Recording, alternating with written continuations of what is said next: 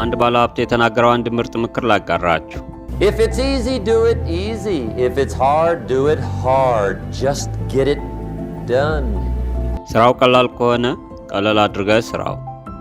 ስራው ከባድ ከሆነ ከበድ አድርገህ ስራው። ብቻ ግን ስራው አጠናቀው ይላል። በአጭር ቃል እሰራዋለሁ ወይም እሞታለሁ በል። ይህ በጣም ኃይለኛ ቃል ነው። ግን እንዲህ አይነት ውሳኔ፣ እንዲህ አይነት መነሳሳት ያ ቀን ህይወትህን መቀየር የሚጀምርበት ቀን ነው።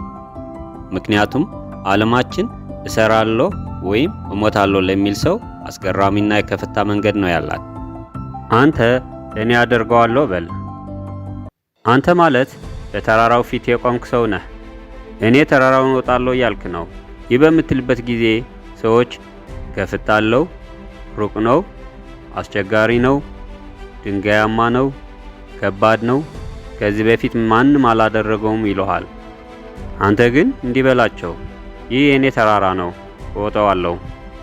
በቅርቡ ከላይ እጄ እያወዛወዝኩ ታዩኛላችሁ፣ ወይም በጎንም ሙቼ ታገኙኛላችሁ።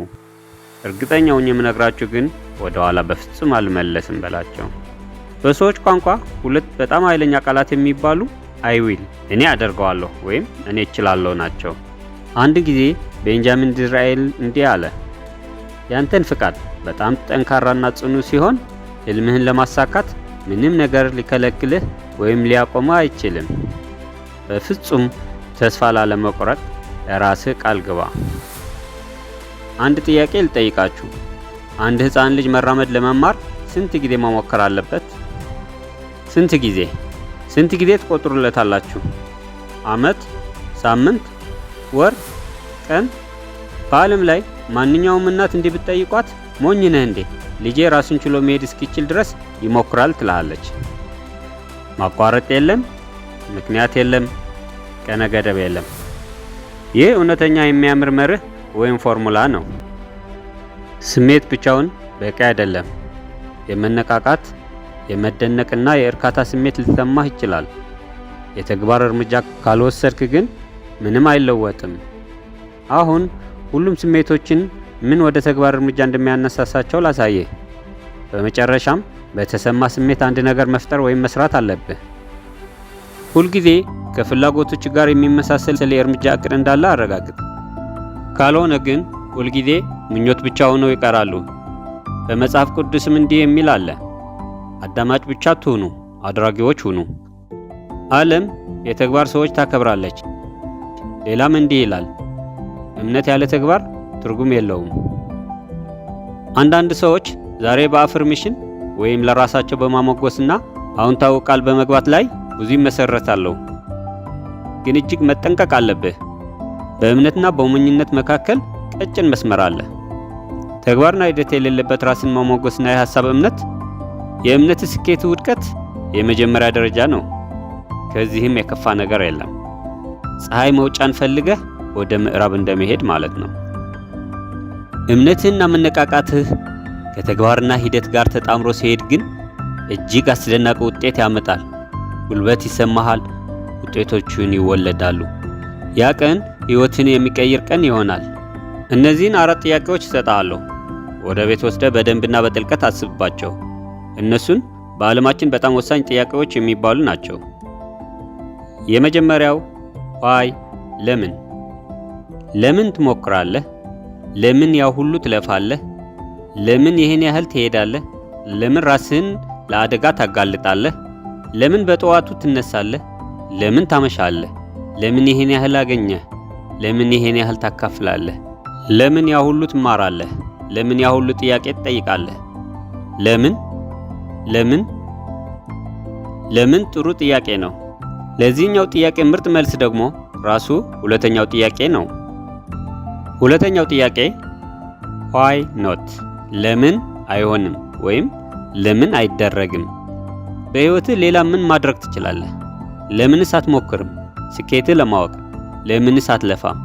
ለምንስ አትጓዝም? ምን ያህል መጓዝ እንደምትችል ለማወቅ ብዙ መስራት፣ ብዙ ርቀት መጓዝ፣ ብዙ ቦታ መገኘት፣ ብዙ ጓደኞች ማግኘት፣ ብዙ ነገሮች ማከናወን፣ ምን ማሳካት እንደምትችል፣ ምን ማየት እንደምትችል፣ ስንት ያህል ባህሪን ማዳበር እንደምትችል፣ ምን ያህል ተጽዕኖ ማሳደር እንደምትችል ለምን አይደረግም? እስክትሄድ ድረስ እዚህ ትቆማለህ? ለምን አትሄድም? ለምን አይሆንም? ለምን አይደረግም? ሶስተኛው ጥያቄ why not you? ለምን አንተ አላደረከውም? አንዳንድ ሰዎች በጣም ጥሩ አድርገው ሰርተውታል። መጓዝ ያለባቸው ተጉዘዋል። ሄደው አይተውታል። ያደርጋሉ፣ ያሳካሉ፣ በዚያ ይገኛሉ፣ ያገኛሉ፣ ይደሰታሉ። ለምን አንተ አላደረከውም? አንዳንድ ሰዎች ከትንሽ ተነስተው ትልቅ ቦታ ደርሰዋል። አስደናቂ ነገሮች አድርገዋል። ለምን አንተ አላደረከውም? በንግድ፣ በፍቅር፣ በጉዞና በልምድ ውስጥ መሳተፍና መሞከር አለብህ። ዓለምን ማየት አለብህ። ስራም ይሁን ሌላ መሞከር አለብህ። መጻሕፍትን ማንበብ አለብህ። ንግዶችን መጀመር አለብህ። ሁሉንም መሞከር አለብህ። ለምን አንተ አትሞክርም? ለምን አንተ አታደርገውም? ከአስደናቂ የተግባር ሂደት የሚመጡ ውጤቶችን መረዳት አለብህ። ከማማው ጫፍ ሆነህ እንደ ማየትና እንደዛ ያለ እይታ እንደሚመስል ምንም ነገር የለም። አንተ እዛው ትደርሳለህ። አራተኛውና የመጨረሻው ጥያቄ why not now? ለምን አሁን አታደርገውም? ለምን አሁን አይሆንም? ምን ትጠብቃለህ? ለምን መጪን ታዘገያለህ? ነገ በአዲስ ኃይልና መነቃቃት ጀምር። ልሰራ ያሰብካቸው ነገሮችን ጀምራቸው። እቅድ አዘጋጅ። ለውጥ ለማምጣት ጀምር። ተጨማሪ ንባብና ምርምር አድርግ። ከሰዎች ንግግሮች ይኑርህ። ግንኙነት ፍጠር። አዲስ የህይወት ምዕራፍ አሁኑኑ ጀምር። አዲስ እቅድ ጀምር።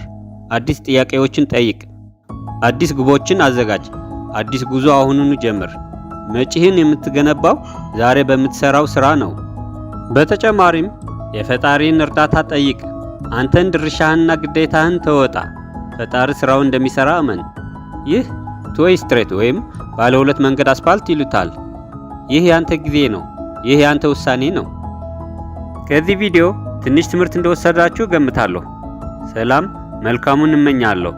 በቀጣይ አስተማሪ ያልኩት ቪዲዮና ትምህርት ይዤ እመጣለሁ።